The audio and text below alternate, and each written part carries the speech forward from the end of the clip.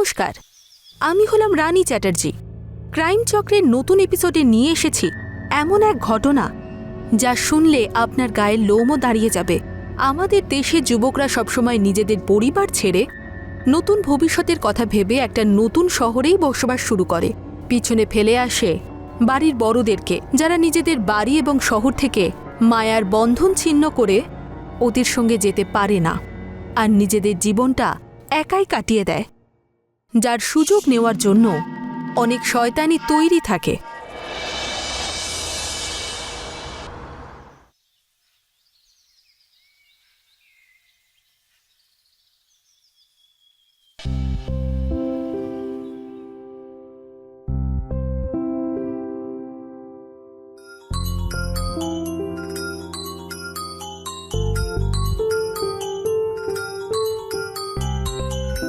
আমার ছেলে অমর, ওই শুধু আমার কথা ভাবে। হ্যাঁ অমর বাবা। নমস্কার বাবা। ভালো থাক, সুখে থাক। বাবা কেমন আছো তুমি? আমি ঠিক আছি বাবা। বাবা তোমাকে কতবার বলেছি, কতবার, যে তুমি এখানে আমাদের সাথে এসে থাকো, কিন্তু দেখছি তুমি তো কোনো কথাই শোনো না। বাবা, আমার ইচ্ছে হয় তোর কাছে গিয়ে থাকি, কিন্তু কি করব, এই যে আমার পুরনো বাড়িটা আছে না, এর সঙ্গে আমার অনেক পুরনো স্মৃতি জড়িয়ে রয়েছে। আরে সারাটা জীবন এখানেই তো কেটে গেল। তুই জানিস, তুই এই বাড়িতেই জন্মেছিলি। আমার সব সময় ছোট অমরের কথা মনে পড়ে। এইখান দিয়ে দৌড়চ্ছে, এখানে খেলছে। তখনই আমার মনটা ভালো হয়ে যায়। ঠিক আছে বাবা, যতদিন তোমার ইচ্ছা তুমি ওখানেই থাকবে, কিন্তু যেই দিন তোমার এমনটা মনে হবে যে তোমার এখান থেকে যাওয়া উচিত, তুমি তখনই আমাকে ফোন করবে। হ্যাঁ হ্যাঁ হ্যাঁ, নিশ্চয়ই বলবো। ঠিক আছে বাবা, এখন আমি রাখছি। নমস্কার। ভালো থাক বাবা, অল দ্য বেস্ট। আমার ছেলে আমাকে নিয়ে খুব চিন্তা করে। আরে আঙ্কেল, নমস্কার। আরে কাঞ্চন মা, ইউনিভার্সিটি ঠিকঠাক চলছে তো? হ্যাঁ হ্যাঁ, সব ঠিক আছে। আজ তোমার আসতে একটু দেরি হলো। ওই আঙ্কেল, আজকাল এক্সট্রা ক্লাস চলছে ভীষণ, সেই জন্যেই। আচ্ছা আচ্ছা, মেয়ের তোমার জন্য রান্না বান্না করে রেখে গেছে, খেয়ে নাও। হ্যাঁ হ্যাঁ। কি ব্যাপার, কিছু বলতে চাও? আঙ্কেল, ওই অ্যাকচুয়ালি আমার এক বান্ধবী আছে, ও কিছুদিন থাকার জন্য জায়গা খুঁজছে। যদি আপনি বলেন ওকে এখানে নিয়ে আসি, আমি রেন্টও দিয়ে দেব, কোনো প্রবলেম হবে না। দেখো কাঞ্চন, আমার এত বড় বাড়ি আর এখানে আমি একাই থাকি, টাকার কোনো প্রয়োজন নেই আমার। আরে আমি তো পেন গেস্ট এই জন্যই রাখি যাতে আমাকে এখানে একা না থাকতে হয়। তবে তুমি তোমার বন্ধুকে ভালো মতো চেনো তো? হ্যাঁ আঙ্কেল, আমার অনেক পুরনো বান্ধবী, কোনো প্রবলেম হবে না, আই প্রমিস। তাহলে তুমি ওকে এখানে ডেকে নাও। Thank you so much. আরে আমার সোনা। Thank you.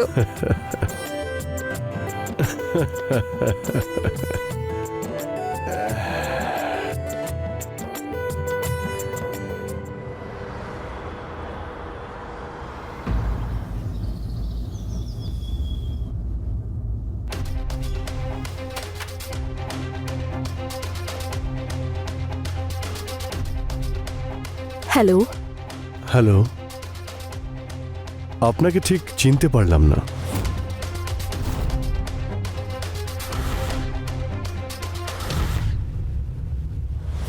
আরে আঙ্কেল, ও রীতা, আমি আপনাকে বলেছিলাম না, আমার বান্ধবী।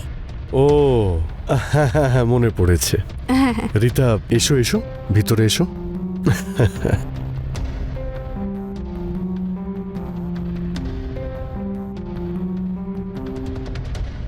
কাঞ্চন, হ্যাঁ রীতাকে ওর ঘরটা দেখিয়ে দাও। এখানে যখন ও থাকবে, ওর তো পছন্দ হওয়া উচিত। হুম।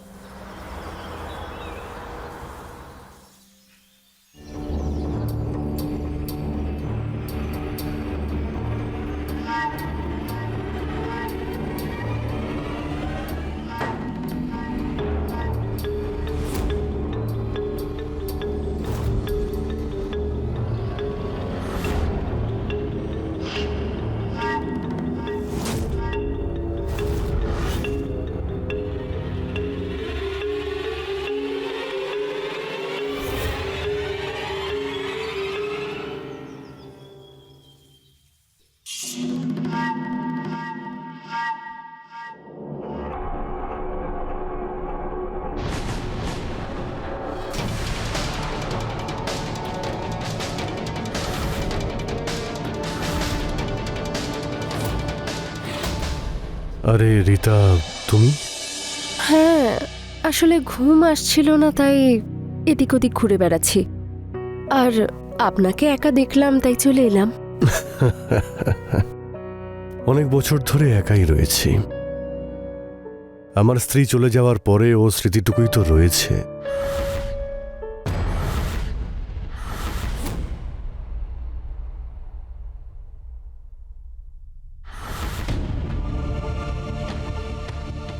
দিন, আমি বানিয়ে দিচ্ছি।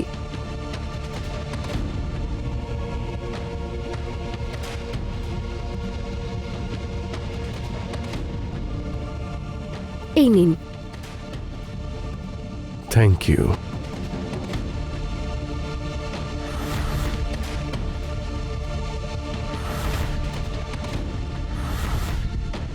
কি হয়েছে রীতা? তুমি এইভাবে কি দেখছো? কিছু না, শুধু আপনার সরলতা দেখছি।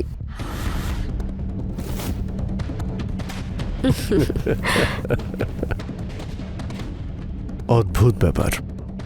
মদ্যপ অবস্থায় একজন লোককে দেখে তোমার সরল মনে হচ্ছে? জানি না অন্য কোনো মেয়ে হলে কি ভাবতো। আমার নাম রীতা। অন্য কারোর কথা আমি জানি না, কিন্তু পুরুষ মানুষের চরিত্র ভালো করেই বুঝতে পারি। হুম?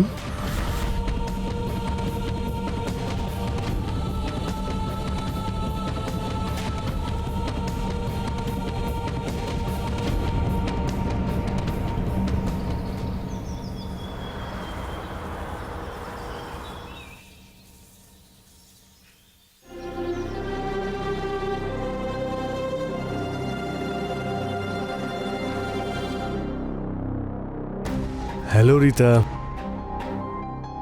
আরে, আপনি নিজে চা বানিয়ে নিয়ে এলেন? আসলে আমার মেয়ের ছুটি নিয়েছে তো, তাই ভাবলাম আমিই চা করি। নাও খাও।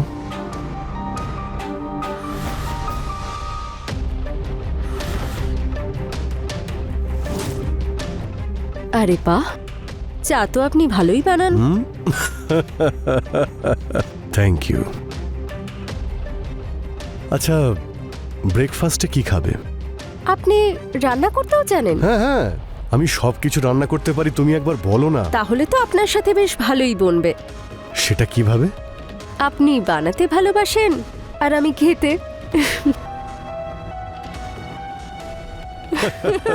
আরে বাহ। আমি রান্না করতে ভালোবাসি আর তুমি খেতে, এটা খুব ভালো বলেছো। আমি রান্না করব।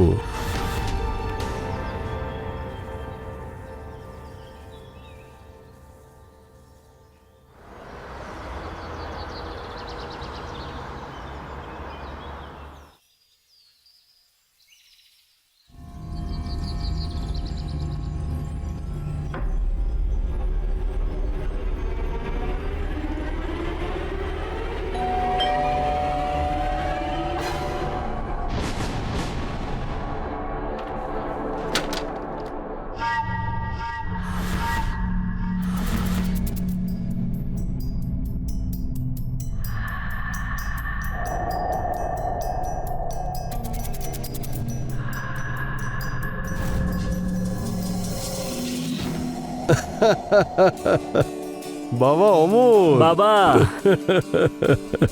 কেমন আছো বাবা? Good to see you. তোকে দেখে আমার মনটা খুব ভালো হয়ে গেল। রীতা, ও আমার ছেলে অমর। ব্যাঙ্গালোরের একটা বড় মাল্টি ন্যাশনাল কোম্পানিতে সফটওয়্যার ইঞ্জিনিয়ার। ও ব্রিলিয়ান্ট স্টুডেন্ট ছিল। হ্যালো রীতা। হ্যালো। আরে দাঁড়িয়ে আছিস কেন? আয় আয়, ভিতরে আয়।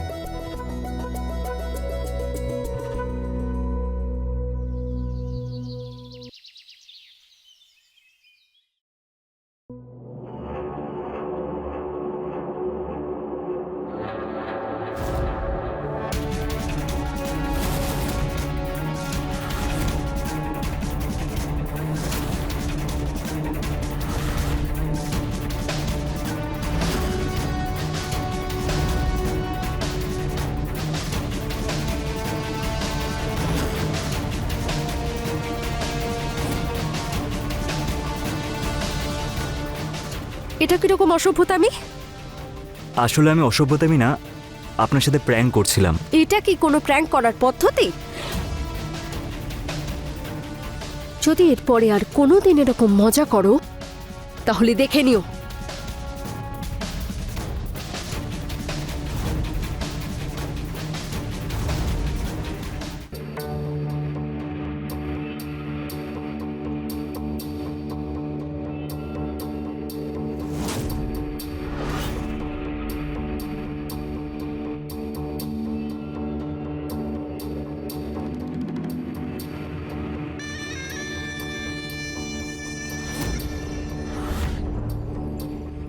আরে আপনি আসুন না, ওখানে দাঁড়িয়ে আছেন কেন?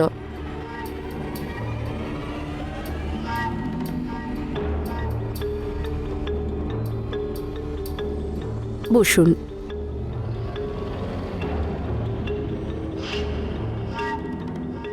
কি হয়েছে? কিছু বলবে তুমি? আমি এই বাড়ি ছেড়ে কোনোভাবেই যেতে চাই না।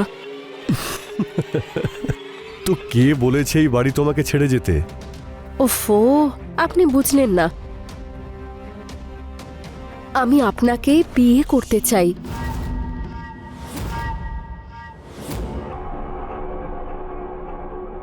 আর ইউ ম্যাড? মাথা খারাপ হয়ে গেছে? তোমার মাথা ঠিক আছে? আমার ছেলে তোমার বয়সী।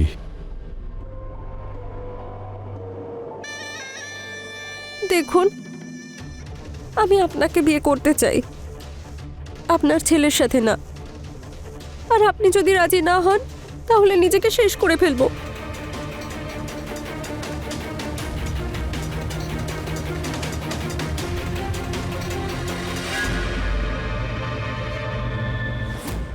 রীতা নিজের জেদের জায়গায় একেবারেই অনড় ছিল। ওর এতে কিচ্ছু যায় আসে না যে নরেশের বয়স কত। আজকের যুব সমাজ বয়স, জাতি, ধর্ম এর ঊর্ধ্বে গিয়ে শুধু এটাই ভাবে যেটা ওরা চাইছে সেটা পেতেই হবে। রীতার বয়স হলো নরেশের ছেলের বয়সী, কিন্তু ও অমরের ভালোবাসাকে দূরে সরিয়ে দিয়ে নরেশকে আপন করে নেওয়ার সিদ্ধান্ত নিয়েছিল, এটা না ভেবেই যে এতে নরেশের বাকি জীবনে কী প্রভাব পড়বে। এমনিতেও বলা হয় যে ভালোবাসায় অন্ধ সে পরিণতির কথা ভাবে না।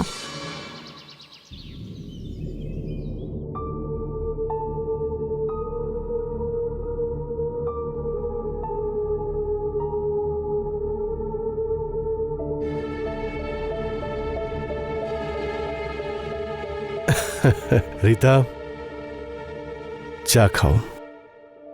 আরে আপনি আবার চা করে আনতে গেলেন কেন? মানছি যে আমরা স্বামী স্ত্রী, তবে আমারও তো কিছু দায়িত্ব আছে। তোমার পছন্দের চা বানিয়েছি, নাও।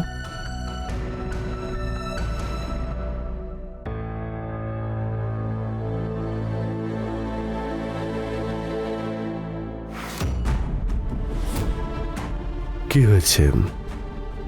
চা পছন্দ হয়নি? না, চা তো ভালোই হয়েছে, কিন্তু আমি অমরের কথা ভাবছি। আমার কারণেই ও আপনার সাথে সম্পর্ক ভেঙে চলে গেল। দেখো রীতা, তুমি এসব নিয়ে একদম ভেবো না। অমরের জন্য সব কিছু করেছি, ওকে পড়াশোনা করিয়েছি, ও যা চেয়েছে তাই দিয়েছি। এবার অমরেরও তো বাবার সুখের কথা ভাবা উচিত, তাই না? আর দেখো, আমাদের এই বিয়েটার জন্য তুমি নিজেকে দায়ী করো না। এই বিয়েতে আমারও তো অনুমতি ছিল।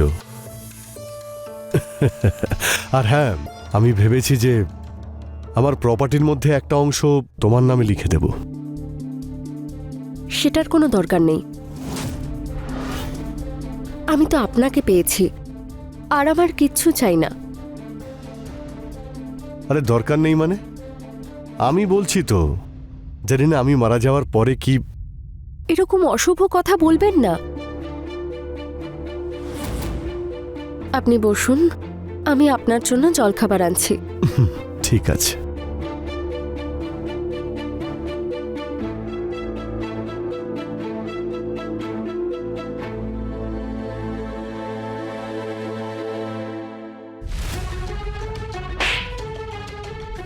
যখন ওই বুড়োটা নিজেই সবকিছু দিচ্ছে তখন না করার কি দরকার?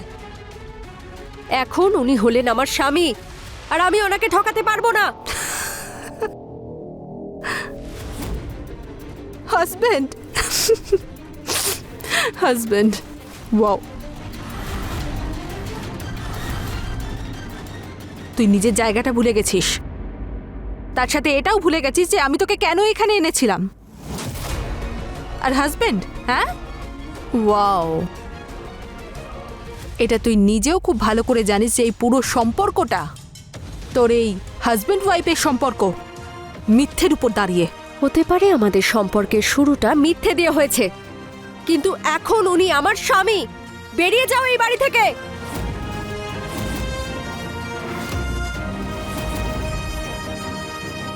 ওকে,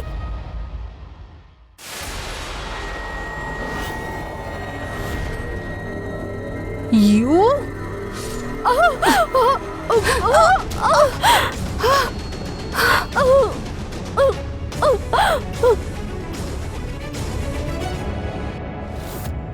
নরেশের মতো বয়োজ্যেষ্ঠ লোক আবেগে ভেসে গিয়ে যে জিনিসটা মেনে নিচ্ছিল সেটাই অনেক বড় বিনাশের কারণ হয়ে দাঁড়ালো। একটা পরিপূর্ণ পরিবার থাকা সত্ত্বেও নরেশের রীতাকে বিয়ে করার সিদ্ধান্ত রীতা এবং কাঞ্চনের উপর প্রভাব ফেলল। আমাদের সমাজে এমন বয়োজ্যেষ্ঠরা সব জায়গাতেই রয়েছে, যারা একা থাকে এবং অঢেল সম্পত্তির মালিক, যার লোভে পড়ে অনেকেই তার কাছে আসে। রীতা এবং কাঞ্চন সেই লোভেরই শিকার হলো। আপনি নিজেদের বাড়িতে কোনো অজানা ব্যক্তিকে এভাবে ঢুকতে দেবেন না, আর না তার সঙ্গে কোনো রকম সম্পর্ক স্থাপন করবেন। এটা শুধু আপনার জন্যই বিপজ্জনক হবে না, আপনার পরিবারের জন্যও এটা বিপজ্জনক। আমি রানী আপনাদের কাছ থেকে বিদায় নিচ্ছি। খুব তাড়াতাড়ি দেখা হচ্ছে আপনাদের সঙ্গে একটা নতুন ঘটনা নিয়ে ক্রাইম চক্রে।